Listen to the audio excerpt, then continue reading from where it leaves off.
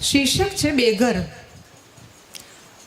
કે બધું જ પત્યું, બધું જ પત્યું બાના ગયા પછી. બધું જ પત્યું બાના ગયા પછી. જો કે એમ પણ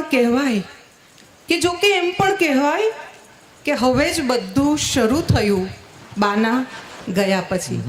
હવે જ બધું શરૂ થયું બાના ગયા પછી. અત્યાર સુધી બા માટે નહીં દોડેલા એવા, અત્યાર સુધી બા માટે નહીં દોડેલા એવા, અમને તો બાની નનામી પાછળ